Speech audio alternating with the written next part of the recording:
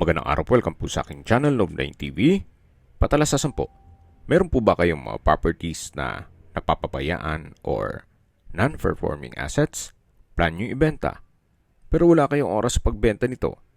Kung ito'y pagkakatiwala nyo po sa amin, tawag lang po kayo sa aking numero, usap po tayo, gawin ko po ng video for free. Yes, libre po, wala po kayong babayaran. Tutulungan pa namin kayong mabenta ang inyong property. Kami na po bala sa marketing, sa boosting or paid ads. Even sa tripping, hindi na po kayo mapapagod sa pag-entertain ng mga buyers. Kami na po bala sa lahat. Tawag lang po kayo. Nandito po tayo ngayon sa isang guarded subdivision dito sa Quezon City.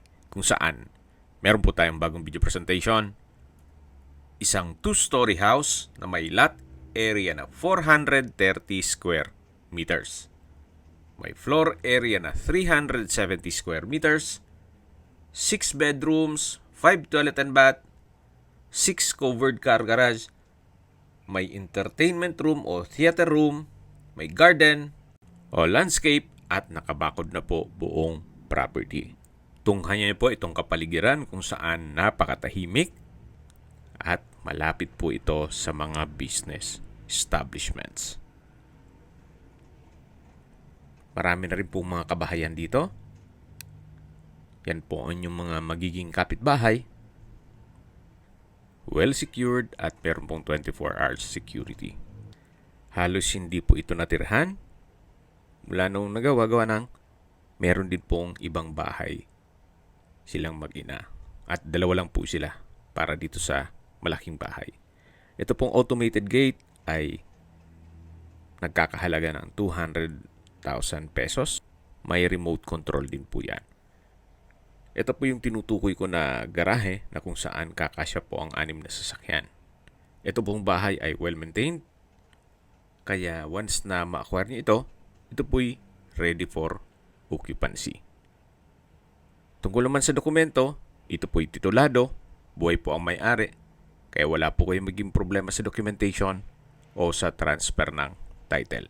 Tunghayan niyo po itong pasad kung saan ito po yung modern design at nothing to fix. Wala po kayong ipapagawa dito. Mamaya po sa dulong parte nitong video, pag-usapan po natin ang distance, location at travel time, pati presyo nito. Dito po sa side na to ay meron pong polycarbonate roofing na kung saan may shade po ng sunlight. Kaya hindi po siya madilim kahit covered. Then, ito naman po yung main door. Mamaya po papasok tayo dyan. Ito pong poste ay mayroon pong natural stone design. Yan po yung pedestrian gate na mayroon din pong natural stone design. Ang fence. Dito naman po ay may concrete pathways na kung saan papunta yan hanggang dun sa setback. Ito pong harapan ay may setback na mga 3 meters, more or less. Then naka-landscape na rin po ito. At ito po yung 2 meter setback na papunta naman yan dun sa service area. At paikot ng buong bahay. Napaganda po ng kombinasyon ng kulay. Hindi masakit sa mata. Napakaliwalas. Lahat pong glass windows ay white powder coated aluminum. Quality po ang pagkakonstruct. Hindi po tinipid. Ito po ay owner's build. Nandito na po tayo sa main door. Ito ay naka-customize solid wood doors with glass panels. At samahan niyo po ako. Pasok po tayo. Welcome po dito sa bahay ni Sir. May mga kakamitan lang. Pero lahat pong nakikita niyong furnishings, hindi po kasama. Bare lang po ito na house and lot. Pero syempre yung mga naka-built-in gaya ng aircon ay kasama po. Ito po yung living area. Naka-double high ceiling. Meron pong skylight window or glass walls. Ang iba naman ay tinatawag na clerestory windows. Well, correct me if I'm wrong. Then dito naman po ay may enclosure na kung saan naka wooden frame, then sliding glass window and wall. Papunta naman dito sa may dining area. Meron pong split type aircon. Ito pong dining set ay hindi kasama. Naka ceiling cove design with the ceiling panels. Then modern light fixtures. Sa dulo po ay may customized glass window with security grill and blinds. At dito naman po ang formal kitchen. Sa ilalim po nitong wall-mounted cabinet ay may LED lights. Then may kitchen countertop, may island, built-in gas range, and range hood. At dito naman po ay meron ding kitchen countertop, kitchen drawer, then may pwesto ng refrigerator. At dito naman po yung tinutukoy ko na built-in gas range at electric stove na may range hood. Naka-ceiling cove design na rin po dito. Then may wall-mounted kitchen cabinet, storage ng kitchen utensils, double stainless sink with faucet. At dito naman po ay merong isang kwarto na pwede pong gawing maid's room. Pero sa ngayon, ginawa po itong stock room. At nakasarado po, gawa ng may mga importanteng gamit si owner. Ito po yung solid wood door na may aluminum screen door na papunta naman dito sa service area. Ito na po yung likod na parte ng bahay. May 1 meter setback. Yan po yung dirty kitchen, may kitchen countertop, at sa dulo man ay may water tank in case ng water shortage. Although, maayos naman po ang water supply dito. So, ito po yung formal kitchen. Napaganda po. At malaki ang espasyo. Then, dito naman po yung dining area kung saan dumaan na tayo dito kanina. Ito po yung tinutukoy ko na sliding door glass na naka-wooden frame. Then, dito naman po yung living area. Ito naman po yung master bedroom na kung sakali man na meron kayong PWD or senior citizen sa pamilya, itong kwarto na to ang para sa kanila. May customized sliding glass windows with blinds at may sariling toilet and bath. May hand wash basin, vanity mirror.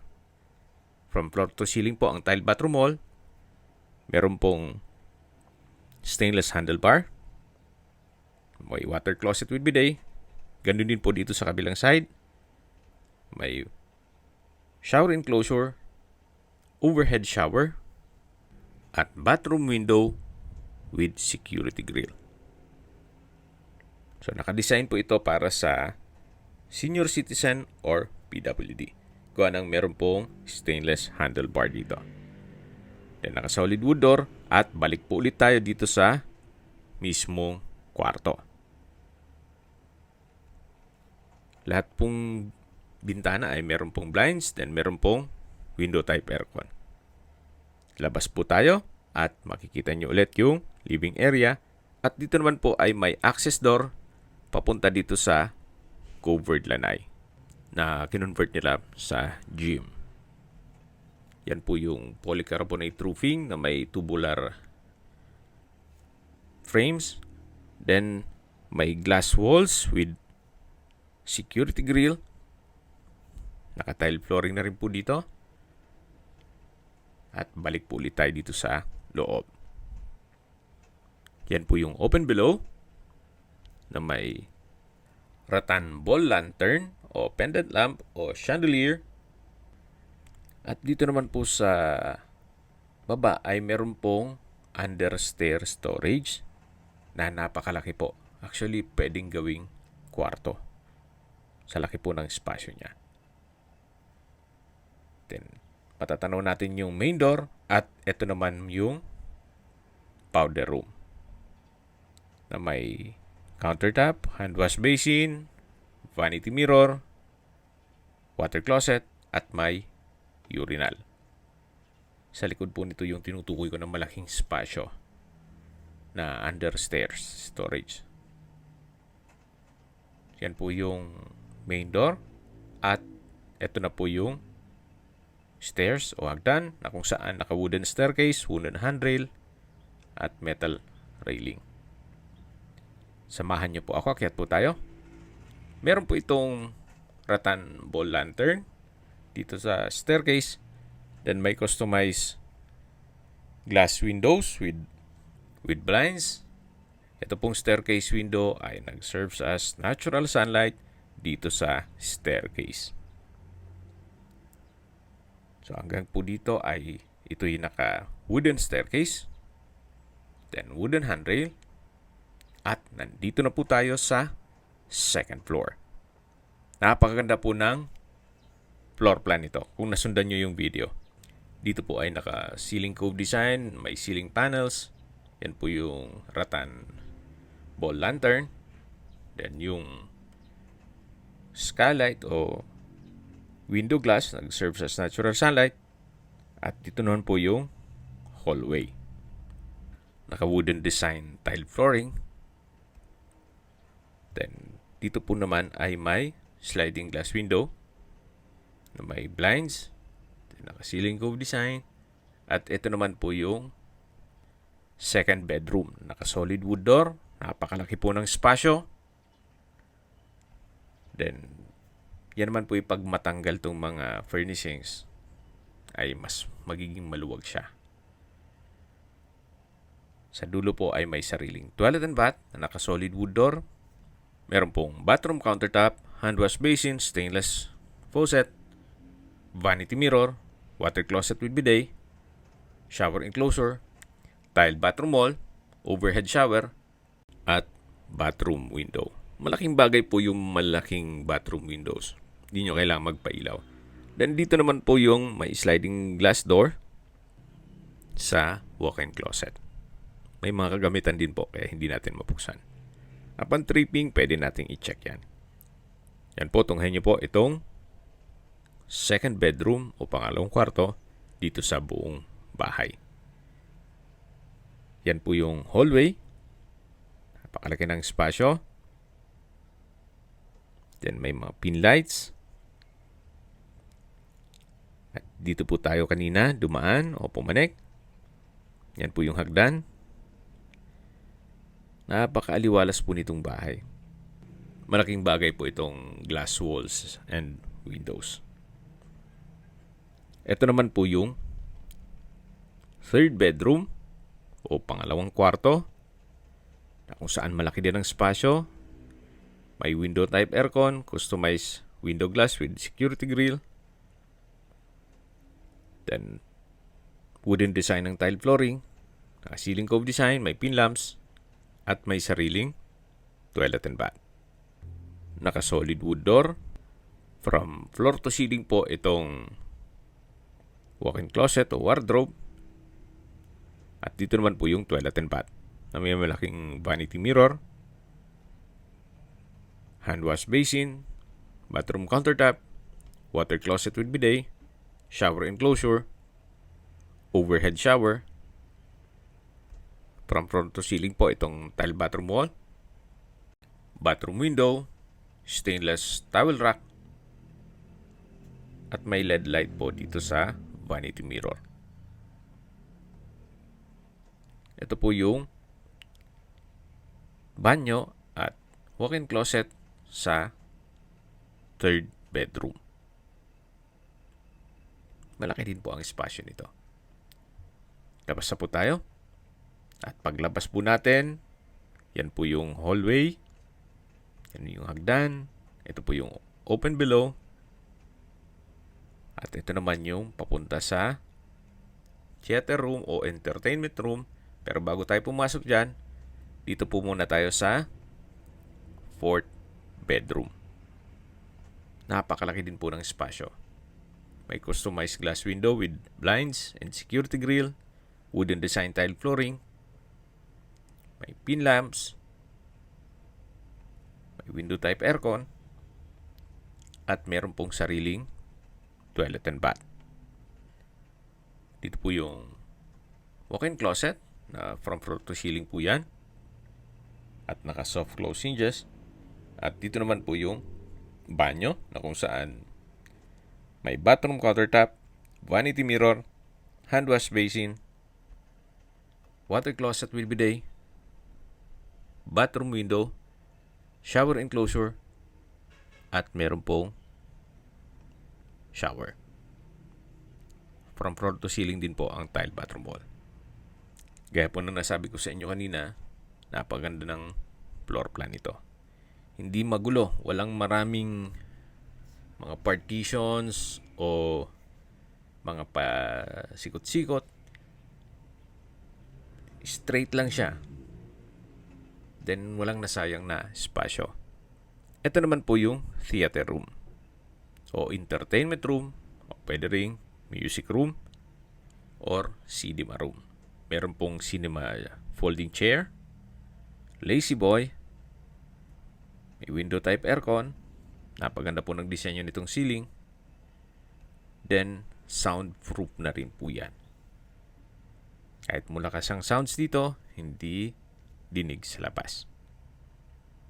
Tungkol po naman po dito sa setup nitong cinema room, theater room, or whatever na tawag nyo dito, pati sound system, kung maibigan ninyo, pwede naman tayo makipag-negotiate kay owner. Okay, labas na po tayo. Bago tayo bumaba, tunghayin nyo po ulit itong open below na may rattan wall lantern. Yan po yung living area. Then yung covered lanai. Ito po yung hallway na pwedeng gawing family area. Lagyan ng pahabang couch. So, depende po yan sa magiging use nyo once na ma-acquire nyo ito. At ito po yung hagdan. Bababa na po tayo para ikutan natin yung ibang parte nitong bahay. Habang naglilibot po tayo, pag-usapan natin ang distance, location at travel time. Ito pong property ay malapit po sa Commonwealth. Ang distance is 3.8 kilometers at ang travel time is 10 minutes. Meron din pong malapit na public market dito sa subdivision. Walking distance na po, 550 meters at ang travel time is 3 minutes. Mula naman po sa New Era University at Hospital, ang distance is 6.3 kilometers at ang travel time is 16 minutes. Mula naman po sa UP Town Center, ang distance is 5.8 kilometers at ang travel time is 18 minutes. Mula naman po sa UP Diliman Campus, ang distance is 9 kilometers at ang travel time is 25 minutes. Kaya kung meron po kayong mga estudyante sa UP, napakalapit na lang po. At mula naman po sa Ateneo at Miriam College, ang distance is 10.4 kilometers at ang travel time is 32 minutes. Mula naman po sa Commonwealth Hospital, ang distance is 7 kilometers at ang travel time is 20 minutes. Yan po yung laging binabanggit sa inyo na dapat nyo i-consider sa paghanap ng property, yung meron pong malapit na hospital. Hindi ko naman po sinasabing sakitin kayo. Yan naman po for emergency purpose lang naman. At mula naman po sa airport, ang distance is 30.3 kilometers at ang travel time is 58 minutes. Ito po yung corner side ng bahay o back view ng bahay na kung saan nandito na po tayo sa service area. Yan po yung bintana ng first bedroom. Mayroon pong mga security grill dito sa may kitchen window. Diyan po tayo dumaan kanina. At ito po yung countertop na sa dirty kitchen. At ito naman po yung water tank. In case ng water shortage, meron po kayo backup. Dito naman po yung common toilet and bath. At dito naman po yung maid's room. Naka solid wood door at meron din pong sliding glass window glass. Meron pong steel gate. Then, matatanaw na po natin yung garahe. Nakakasya ang 6 na sasakyan.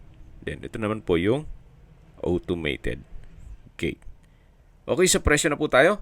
Binebenta po ito ni owner sa halagang 43.5 million pesos.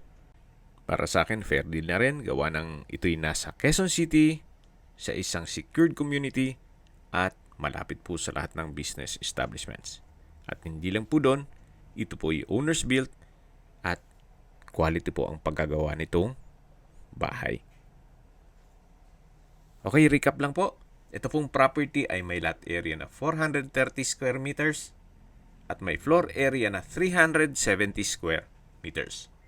May 6 bedrooms, 5 toilet and bath, maid's room, 6 covered carport, may theater room o entertainment room, may garden o landscape, then automated po itong steel gate na worth 200,000 pesos.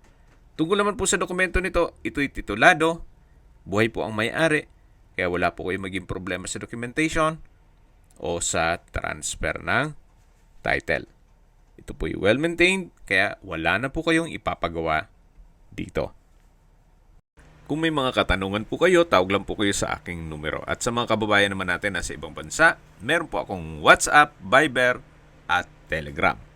Same number lang po, 0917-316-3399. Sa mga nagtatanong naman po ng aming Facebook, meron po aming Facebook page na Nov9TV at Facebook Real Video. Meron din pong TikTok at Instagram. May ibang YouTube channel po kami, the Nov9TV channel, Nov9TV Listings, Nov9TV On The Spot, Nov9TV Updates, at Nov9TV House Rental. Sana po naibigyan nyo ang video presentation. Paki-like and subscribe na lang po sa aking channel para ma-update din po kayo sa aking future listings. Kung sakali po hanap nyo yung mas malaking sukat ng lupa, meron din po kami ibang listings na pwede nyong pagpilian. Huwag po kayong mag-atubiling tumawag sa amin. Then, let us know your budget para malaman namin kung anong property pwede naming ilog sa inyo. Sa lahat pong viewers, subscriber at nagtiwala po sa amin, salamat po sa suporta. Ingat po kayo lagi at yung pamilya. Maraming salamat po.